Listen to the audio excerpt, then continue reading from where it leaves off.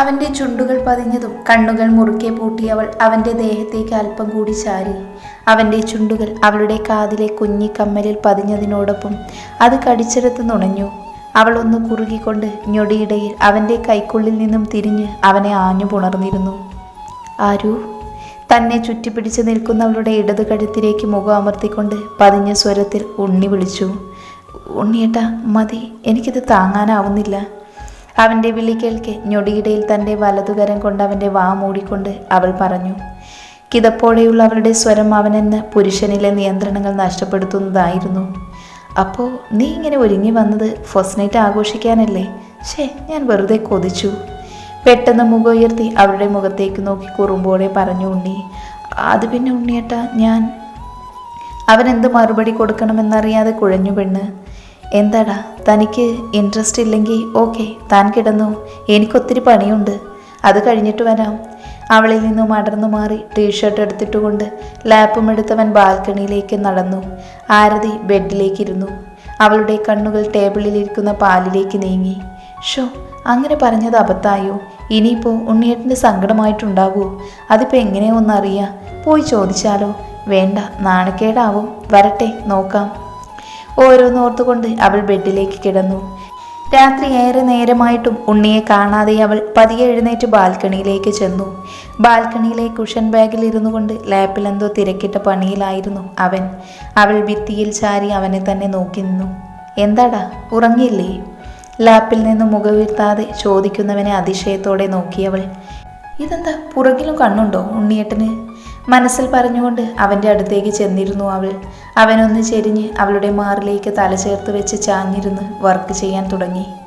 അവനിൽ നിന്നും അത്തരമൊരു പ്രവൃത്തി പ്രതീക്ഷിക്കാതിരുന്നവൾ ആദ്യമൊന്ന് ഞെട്ടി. പക്ഷേ ഉണ്ണിയുടെ ഭാഗത്തു നിന്നും യാതൊരുവിധ പ്രതികരണവുമില്ല. അവൻ്റെ ശ്രദ്ധ മുഴുവൻ ജോലിയിലാണ്. അവൾ പുഞ്ചിരിയോടെ അവൻ്റെ മുടിയിഴകൾ കൂടി വിരലോടിച്ച് തഴുകിക്കൊണ്ട് ഭിത്തിയിൽ ചാഞ്ഞിരുന്ന് കണ്ണടച്ചു. ആരതി? അല്പം കഴിഞ്ഞതും അവൻ വിളിച്ചു. പതിയെ മൂളിക്കൊണ്ട് കണ്ണു തുറന്നു അവൾ.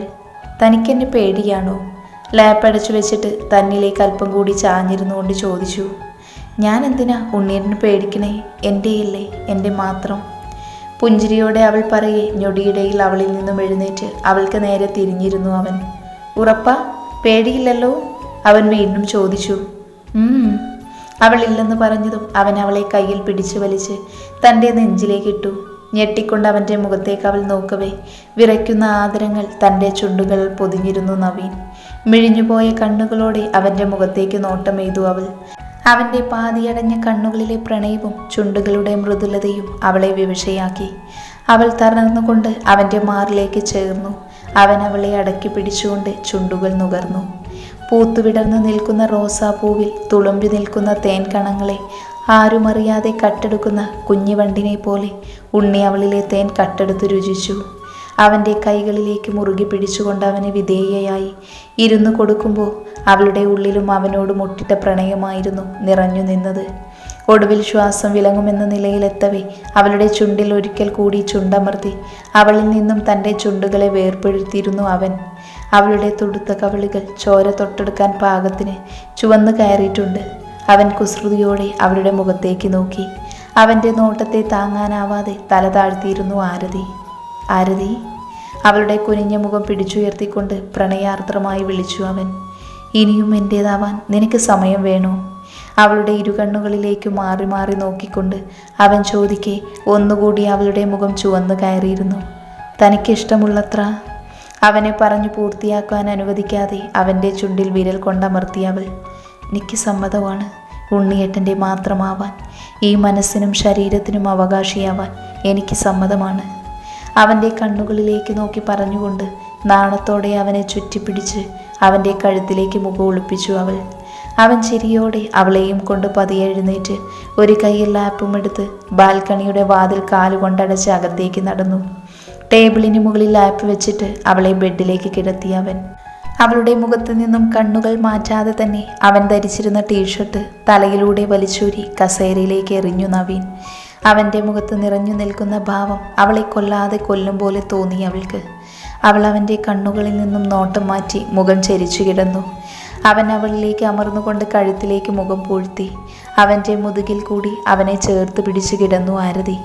അവളുടെ കഴുത്തിൽ തെളിഞ്ഞു കാണുന്ന എല്ലിലേക്ക് തൻ്റെ ചുണ്ടമർത്തി അവൻ്റെ മേലുള്ള അവളുടെ പിടി അല്പം കൂടി മുറുകെ. പതിയെ അവിടെ നാവ് കൊണ്ട് ഒഴിഞ്ഞു നവീൻ. അവൾ കണ്ണുകൾ മുറുകെ പൂട്ടി.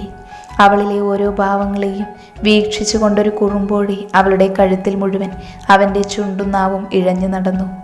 അവൻ്റെ ഉമിനീര് പതിയുമ്പോൾ ഇതുവരെ അനുഭവിച്ചിട്ടില്ലാത്തൊരു അനുഭൂതി അവളിൽ വന്നു നിറയാൻ തുടങ്ങിയിരുന്നു. അവൻ്റെ മുഖം കഴുത്തിൽ നിന്നും താഴേക്ക് നിരങ്ങവേ ബെഡ്ഷീറ്റിൽ കൈമുറുക്കെ പിടിച്ചു അവൾ. ഞൊടിയിടയിൽ അവൻ്റെ പല്ലുകൾ അവളുടെ തോളിൽ സാരി കുത്തിയിരിക്കുന്ന പിന്നിൽ അമർന്നു. അടുത്ത നിമിഷം അതഴിഞ്ഞു.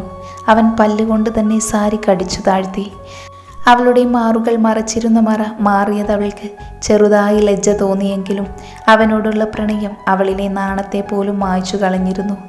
അവൻ്റെ മുഖം തൻ്റെ ഇരുമാറിലും പതിയവേ വിറച്ചുകൊണ്ടവൻ്റെ മുടിയിൽ വിരൽ കോർത്ത് വലിച്ചുപോയി അവൾ. അവൻ്റെ മുഖം അവളുടെ കുഞ്ഞു വയറിലെ ഗർത്തത്തിലേക്ക് അമർന്നു. അവൻ്റെ മീശയും താടിയും അവളിൽ കുത്തിക്കയറിയതും പിഴഞ്ഞു പോയിരുന്നു അവൾ.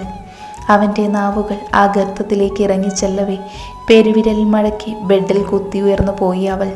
അവൻ്റെ നാവ് അവളുടെ മാറിടങ്ങളിലേക്ക് ഇഴഞ്ഞു നീങ്ങി. അതിൻ്റെ യാത്രയ്ക്ക് തടസ്സമായി നിന്നവളിലെ വസ്ത്രത്തെ അവൻ്റെ വിരലുകളാൽ അവളിൽ നിന്നും പറിച്ചെറിഞ്ഞു. തൻ്റെ മാറിൽ നിന്നും അഴിഞ്ഞു വീഴുന്ന വസ്ത്രങ്ങൾ തന്നിലെ പെണ്ണിനെ അവന് മുന്നിൽ കാഴ്ചവെക്കാൻ വഴിയൊരുക്കി. അവൻ്റെ കണ്ണുകൾ തൻ്റെ മാറിടങ്ങളിൽ പതിയവേ ഞൊടിയിടയിൽ അവനെ ചേർത്ത് പിടിച്ച് ആ ചുണ്ടിലേക്ക് ചേക്കേറിയിരുന്നു അവൾ. ഉള്ളിൽ നിറഞ്ഞ സന്തോഷത്തോടെ അവൾക്ക് നുണയാൻ തൻ്റെ ചുണ്ടുകളെ വിട്ടുകൊടുത്തു അവൻ. അവളുടെ ആവേശം കെട്ടടങ്ങവേ അവളുടെ കഴുത്തിലൂടെ ചുണ്ടുകളെ അരിച്ചു മാറിലേക്ക് ഇറക്കി അവൻ. അവൻ്റെ ചുണ്ടുകൾ അവളുടെ മുന്തിരിഞ്ഞെട്ടിൽ സ്നേഹമുദ്രണം ചാർത്തുമ്പോൾ അവൻ്റെ മുതുകിൽ നഖം അമർത്തി അവ ഏറ്റുവാങ്ങിയിരുന്നു അവൾ. ഉണ്ണിയേട്ടാ. അവൻ്റെ പല്ലുകൾ അവയിൽ തഴവേ കണ്ണുകൾ മേലോട്ട് മറിഞ്ഞു അവളുടെ. ഒപ്പം വികാര തീവ്രതയിൽ അവളുടെ രക്തം ചൂട് പിടിച്ചിരുന്നു. അവൻ്റെ മുഖം തൻ്റെ വയറ്റിൽ അമർന്നതിനോടൊപ്പം വിരലുകൾ അടിവയറ്റിലേക്ക് നീങ്ങവേ ചുണ്ട് കടിച്ചു പിടിച്ചുകൊണ്ട് അവൻ്റെ മുടിയിൽ അമർത്തി പിടിച്ചു പെണ്ണ്. പതിയെ പതിയെ അവനെ സ്വീകരിക്കാൻ അവളിലെ പെണ്ണ് ഒരുങ്ങിയതറിഞ്ഞ് തന്നിലെ മറകളും നീക്കിക്കൊണ്ട് അവളിലേക്ക് അലിഞ്ഞു ചേർന്നു തുടങ്ങിയവൻ. അവനിലെ പുരുഷനാൽ വേദന അറിഞ്ഞവൾക്ക് ആ പുരുഷനിലെ പ്രണയം തന്നെ മരുന്നായി മാറുകയും ചെയ്തിരുന്നു. ഒടുവിൽ നിറഞ്ഞു തൂവിയ അവളിലെ കണ്ണുനീർ തുള്ളികളെ തൻ്റെ ചുണ്ടിനാൽ ഒപ്പിയെടുത്തുകൊണ്ട് അവളെ നെഞ്ചോട് ചേർത്ത് പിടിച്ചു കിടന്നു നവീൻ. അവൻ്റെ നെഞ്ചിലേക്ക് മുഖം ചേർത്ത് തൻ്റെ പ്രാണനായവനെ തന്നിലേക്ക് അമർത്തി പിടിച്ചു അവളും. ആ നിമിഷം ആരാലും പിരിയിക്കാൻ കഴിയാത്തവണ്ണം ഇരുവരും ഒന്നായിരുന്നു എല്ലാ അർത്ഥത്തിലും. Excuse me. പള്ളിമുറ്റത്തെ കാടുചെത്തി പറിക്കുവായിരുന്ന ജെറി പിന്നിലൊരു പെൺശബ്ദം കേട്ട് തിരിഞ്ഞു നോക്കി. ആരാ? പരിചയമില്ലാത്തവളെ ഉറ്റുനോക്കിക്കൊണ്ട് ജെറി ചോദിച്ചു. എനിക്ക് അച്ഛനെ ഒന്ന് കാണാൻ, ഡയാന പതിഞ്ഞ സ്വരത്തിൽ പറഞ്ഞു. എന്താ കാര്യം? അവൻ നിലത്തുനിന്നും എഴുന്നേൽക്കവേ ചോദിച്ചു. അത് പിന്നെ ഇവിടെ മുമ്പ് താമസിച്ചിരുന്ന നവീൻ ഡോക്ടറെ പറ്റി അറിയാനായിരുന്നു. അവനിൽ നിന്നും നോട്ടം മാറ്റി ചുറ്റും നോക്കിക്കൊണ്ട് മറുപടി പറഞ്ഞു അവൾ. അച്ഛൻ മുറിയിലുണ്ട്, ഞാൻ വിളിക്കാം. കയ്യിലെ മണ്ണും പൊടിയും പൈപ്പിൻ ചുവട്ടിലെ ബക്കറ്റിലെ വെള്ളത്തിൽ കഴുകി ജെറി പള്ളിമേടയെ അടുത്തുള്ള കെട്ടിടത്തിലേക്ക് നടന്നു. ഡയാന ഗൂഢമായി ഒന്ന് ചിരിച്ചുകൊണ്ട് പള്ളിമേടയിലേക്ക് നോക്കി നിന്നു. നവീൻ ഡോക്ടറെ കുറിച്ച് എന്താണ് നിങ്ങൾക്ക് അറിയേണ്ടത്? അച്ഛൻ സംശയത്തോടെ അവളുടെ മുഖത്തേക്ക് നോക്കി ചോദിച്ചു. ഡോക്ടറെ കാണാൻ അദ്ദേഹത്തിൻ്റെ വീട്ടിൽ ചെന്നപ്പോൾ അറിഞ്ഞത് അദ്ദേഹം ഇപ്പോൾ ഇവിടെയുള്ള താമസം എന്നാണ്. പക്ഷെ പുതിയ അഡ്രസ്സ് ആർക്കും തന്നെ അറിയില്ല. അച്ഛൻ അദ്ദേഹത്തെക്കുറിച്ച് എന്തെങ്കിലും അറിയാമെങ്കിൽ? ഡയാന താഴ്മയോടെ പറഞ്ഞു നിർത്തി. അല്ല, ഒന്ന് ചോദിക്കട്ടെ, നവീനെ കുറിച്ചറിയേണ്ട കാര്യം എന്താണ് നിങ്ങൾക്ക്? അച്ഛൻ നെഞ്ചത്ത് കൈപ്പിടിച്ചു കെട്ടി നിന്നുകൊണ്ട് അവളോട് ആരാഞ്ഞു. അത് പെട്ടെന്നൊന്ന് പതറിയെങ്കിലും അടുത്ത നിമിഷം അവൾ കരയാൻ തുടങ്ങി. അച്ഛനെ അവളുടെ ഓരോ ഭാവങ്ങളും നോക്കി ആ നിൽപ്പ് തുടർന്നു. അച്ചോ, എൻ്റെ ഭർത്താവ് ഒരു ഹൃദ്രോഗിയാണ്. അങ്ങേർക്കിപ്പോൾ ജോലിക്കൊന്നും പോകാൻ കഴിയില്ല. അധികം വെയിറ്റ് എടുക്കരുതെന്ന ഡോക്ടർ പറഞ്ഞിരിക്കുന്നത്. ഇപ്പോൾ അങ്ങേരെ കാണിച്ചുകൊണ്ടിരിക്കുന്ന ഡോക്ടർ സ്ഥലം മാറ്റം കിട്ടിപ്പോയി. അതുകൊണ്ട് നവീൻ ഡോക്ടറെ കാണിക്കാൻ ഞാൻ ഹോസ്പിറ്റൽ പോയിരുന്നു. പക്ഷേ അവിടെ ചെന്നപ്പോൾ അറിയുന്നത് ഡോക്ടർ ഹോസ്പിറ്റലിലേക്ക് വന്നിട്ട് ഒത്തിരി നാളായി എന്നാണ്. അവിടെ നിന്നും കിട്ടിയ അദ്ദേഹത്തിൻ്റെ കാർഡിൽ കൊടുത്തിരിക്കുന്ന അഡ്രസ്സാണിത്. പക്ഷേ ഇവിടെ വന്നപ്പോൾ ഡോക്ടർ ഇവിടെയുമില്ല. ഞാൻ എന്താ ഇനി ചെയ്യേണ്ടത് അച്ചോ? കണ്ണുനീര് സാരി തുമ്പിൽ തുടച്ചുകൊണ്ട് ഇടം കണ്ണിട്ട് അച്ഛനെ നോക്കിയവൾ. എൻ്റെ ദൈവമേ, ഇപ്പോൾ കയ്യിൽ നിന്ന് പോയേനെ. മനസ്സിലോർത്തുകൊണ്ട് അച്ഛനെ തന്നെ നോക്കി. എന്താ അച്ചോ, അച്ഛൻ അറിയാമെങ്കിൽ എന്നെ ഒന്ന് സഹായിച്ചൂടെ? അന്യരെ സഹായിക്കണമെന്നല്ലേ കർത്താവ് പറഞ്ഞിരിക്കുന്നത്? മൂക്ക് വലിച്ചുകൊണ്ട് അച്ഛനെ ഉറ്റുനോക്കിയവൾ. അവളുടെ ആ ഒറ്റ ഡയലോഗിൽ അച്ഛൻ തലചരിച്ച് അവൾ ആകെ മൊത്തം ഒന്ന് നോക്കി. നവീൻ ഡോക്ടറുടെ കാര്യമൊന്നും എനിക്കറിയില്ല. പക്ഷെ ഒന്നറിയാം, അദ്ദേഹം ഇപ്പോൾ ടൗണിലാണ്. നിങ്ങൾ അവിടെ ചെന്ന് അന്വേഷിച്ചതാവും നല്ലത്. പിന്നെ ഇനിയും നവീനെ തന്നെ ഇങ്ങനെ തേടി നടക്കുന്നതിനേക്കാൾ നല്ലത് മറ്റൊരു എഫിഷ്യൻ്റ് ആയിട്ടുള്ള ഡോക്ടറെ കൺസൾട്ട് ചെയ്യുന്നതായിരിക്കും. അച്ഛൻ ഗൗരവത്തോടെ പറഞ്ഞു. ഇതിനാണോ ഇയാൾ ഇത്രയും നേരം ആലോചിച്ചുകൊണ്ട് നിന്നത്? ഡയാന പല്ല് കടിച്ചു.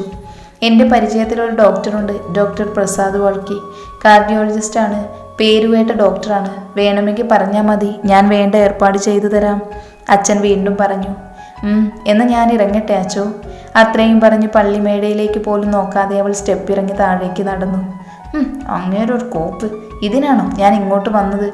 എന്തൊക്കെ വന്നാലും എനിക്ക് ആ പന്ന മോനെ കണ്ടുപിടിച്ച് മതിയാവൂ. ഡയാന പല്ല് കടിച്ചുകൊണ്ട് അടുത്ത സ്റ്റെപ്പിലേക്ക് കാലെടുത്ത് വെച്ചതും കാല് തെറ്റി താഴേക്ക് വീണു. ഒരലർച്ചയോടെ അവൾ പടികൾ ഉരുണ്ട് താഴേക്ക് വീണിരുന്നു. മുകളിൽ നിന്നും താഴേക്ക് നോക്കി നിന്ന അച്ഛൻ ഒരു പുച്ഛത്തോടെ അവളെ നോക്കിക്കൊണ്ട് തിരിഞ്ഞു നടന്നു. കർത്താവിന് സ്തുതി. നടക്കുന്നതിന് പള്ളിമേടയിൽ നോക്കി തൻ്റെ നെറ്റിയിൽ കുരിശ് വരച്ച് പറയാനും അദ്ദേഹം മറന്നില്ല. അയ്യോ മേഡം. കാറിൽ ചാരി അവൾക്ക് വേണ്ടി കാത്തു നിന്നവൻ തൻ്റെ മുന്നിലേക്ക് വന്ന് വീണവളുടെ അടുത്തേക്ക് ഓടിച്ചെന്നു. മേഡം. അയാൾ അവിടെ കയ്യിൽ പിടിച്ചു വലിച്ച് ഒരുവിധം എഴുന്നേൽപ്പിച്ചു. എന്നെ ഒന്ന് ഹോസ്പിറ്റൽ കൊണ്ടുപോടൂ.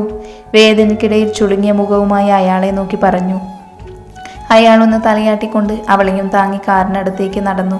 വീഴ്ചയിൽ കാലും അടങ്ങിയിരുന്നു അവളുടെ, അതിനാൽ തന്നെ നടക്കാനും ബുദ്ധിമുട്ടായിരുന്നു. എങ്ങനെയൊക്കെയോ അവളെ കാറിലേക്ക് കയറ്റി അയാൾ വണ്ടിയിൽ കയറി റിവേഴ്സിട്ട് മുന്നോട്ടെടുത്ത് പോയി. അവിടെ കിടത്തിക്കോളൂ. നഴ്സ് പറക്കി തലയാട്ടിക്കൊണ്ട് ജിത്തു പതിയെ ശ്രദ്ധിച്ച് ലക്ഷയെ കൺസൾട്ടിംഗ് ബെഡിലേക്ക് കിടത്തി. ലക്ഷയും കൂട്ടി ചെക്കപ്പിന് വന്നതാണ് ജിത്തു. അവൾക്കിപ്പോൾ 8ാം മാസം തുടങ്ങാറായി. അതിനൊപ്പം അവൻ്റെ നെഞ്ചിടിപ്പുമേറി. അവളെ ബെഡിൽ കിടത്തിയതും ഡോക്ടർ അകത്തേക്ക് വന്നു. ശേഷം ഡോക്ടർ ലക്ഷയെ സാരി വകഞ്ഞു മാറ്റി അവരുടെ ഉന്തിയ വയറിൽ ജെൽ തേച്ച് അതിലേക്ക് പ്രോം വെച്ച് സ്കാനിങ് മെഷീനിലേക്ക് നോക്കാൻ തുടങ്ങി. എന്നാൽ അവൾ ചെറിയ പേടിയോടെ അതിലേക്ക് നോക്കി നിന്ന് ജിത്തുവിൻ്റെ കയ്യിൽ മുറുക്കെ പിടിച്ചു കിടന്നു. കണ്ടോ, ഇതാണ് കുഞ്ഞിൻ്റെ പിൻഭാഗം. ഇപ്പം തിരിഞ്ഞാണ് കിടക്കുന്നത്. ദേ വീണ്ടും തിരിഞ്ഞു. വേറെ കുഴപ്പമൊന്നും കാണുന്നില്ല. തനിക്ക് വേറെ എന്തെങ്കിലും അസ്വസ്ഥത തോന്നാറുണ്ടോ? ഡോക്ടർ അവളോടായി ചോദിച്ചു. ഇല്ല ഡോക്ടർ. പിന്നെ കുഞ്ഞിൻ്റെ ചലനമൊക്കെ അറിയാൻ പറ്റുന്നുണ്ടല്ലോ അല്ലേ? അവർ വീണ്ടും ചോദിച്ചു. കഴിയുന്നുണ്ട്, അവൾ ചെറിയ പുഞ്ചിരിയോടെ പറഞ്ഞു. ഓക്കെ ജെസ്സി, ഇയാളുടെ BP ഒന്ന് നോക്ക്. റിപ്പോർട്ട് എടുത്ത് നോക്കുന്നതിനിടെ ഡോക്ടർ നഴ്സിനോടായി പറഞ്ഞു. അവർ അവളുടെ അടുത്തേക്ക് ചെന്ന് BP ചെക്ക് ചെയ്യാൻ തുടങ്ങി. ജിത്തു അപ്പോഴും ആശ്വാസത്തോടെ അവളെ തന്നെ നോക്കി നിൽക്കുമായിരുന്നു. ഇന്ദ്രേട്ടാ, എനിക്ക് വേണം. ഹോസ്പിറ്റലിൽ നിന്നിറങ്ങി അവൾക്കുള്ള ഗുളികയൊക്കെ വാങ്ങി വീട്ടിലേക്കുള്ള യാത്രയിലായിരുന്നു രണ്ടാളും. വേണോ? ഒരെണ്ണത്തിൽ നിർത്തണം, അതിന് സമ്മതിക്കുകയാണെങ്കിൽ. അവൻ പറയെ താടിയിൽ കൈവച്ച് അല്പനേരം ആലോചിച്ചിരുന്നു പെണ്ണ്. അവന് ചിരി വന്നു അവളുടെ ഭാവം കണ്ട്. ശരി, സമ്മതിച്ചു, ഒരെണ്ണം മതി. അവൾ നെഞ്ചത്ത് കൈ പിണച്ചു കെട്ടി മുന്നോട്ട് നോക്കിയിരുന്നു കൊണ്ട് മറുപടി പറഞ്ഞു. എന്നാ ഓക്കെ. അവൻ വണ്ടി സ്പീഡിൽ ഓടിച്ചുകൊണ്ട് വലതുവശത്തേക്ക് കയറി പാർക്ക് ചെയ്തു. ശേഷം പുറത്തേക്കിറങ്ങി അവളുടെ വശത്തെ ഡോറ് തുറന്നു കൊടുത്ത് അവൾ പതിയെ അവൻ്റെ കയ്യിൽ പിടിച്ച് പുറത്തേക്കിറങ്ങി. അവൻ അവളെയും കൂട്ടി മുന്നോട്ട് നടന്നു. ചേട്ടാ, ഒരു ഐസ്ക്രീം. കടക്കാരനോടായി പറഞ്ഞുകൊണ്ട് ജിത്തു പോക്കറ്റിൽ നിന്നും പേഴ്സ് പുറത്തെടുത്തു. അയാൾ ഐസ്ക്രീം നീട്ടിയതും അവനത് വാങ്ങി അവൾക്ക് കൊടുത്തു. എന്നിട്ട് പൈസയും കൊടുത്ത് അവളുടെ കയ്യും പിടിച്ച് കടൽ തീരത്തേക്ക് നടന്നു.